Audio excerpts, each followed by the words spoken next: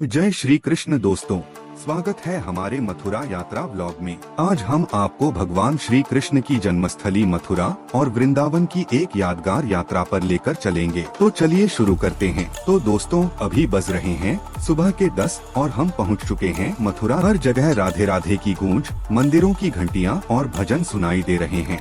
अब हम सीधे भगवान श्री कृष्ण के दर्शन के लिए मथुरा के प्रमुख मंदिरों की ओर बढ़ रहे हैं। तो चलिए दोस्तों, हम अब पहुंच चुके हैं श्री कृष्ण जन्मभूमि मंदिर, जहां भगवान श्री कृष्ण ने जन्म लिया था। यह स्थान बहुत ही पवित्र और ऐतिहासिक है।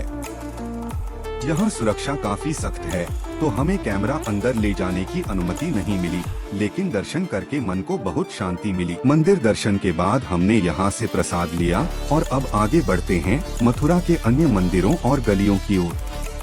अभी दोपहर के 12 बज चुके हैं और हमारे दोस्त दो ग्रुप में बंट गए। कुछ लोग वापस रेलवे स्टेशन जाना चाहते हैं और कुछ लोग वृंदावन जाने का मन बना चुके हैं।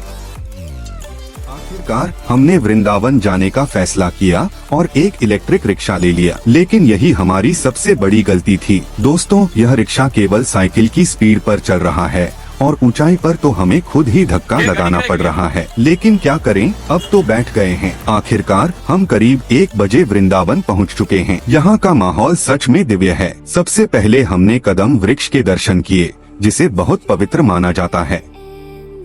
इसके बाद हमने यहाँ के प्रसिद्ध मंदिरों के दर्शन किए और खुद को कृष्ण भक्ति में डूबा हुआ महसूस किया।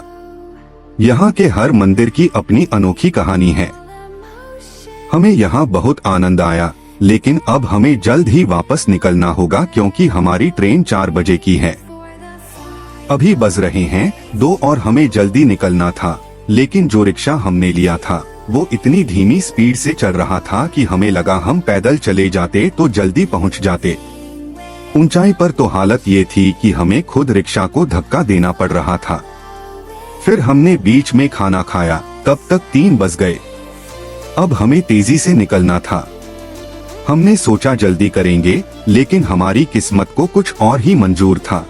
हम किसी तरह 4 बजे रेलवे स्टेशन पहुंच भी गए, लेकिन जैसे ही हम प्लेटफॉर्म की ओर दौड़े, हमारी ट्रेन आंखों के सामने छूट गई। सिर्फ 1 मिनट की देरी से। अब हमारे पास कोई और ऑप्शन नहीं था। हमें मथुरा से दिल्ली जाना था और फिर दिल्ली से जोधपुर की ट्रेन पकड़नी थी। अब हमें मजबूरन 5:30 बजे वाली ट्रेन से दिल्ली जाना पड़ा। थोड़ी मायूसी थी, लेकिन सफर अभी खत्म नहीं हुआ था।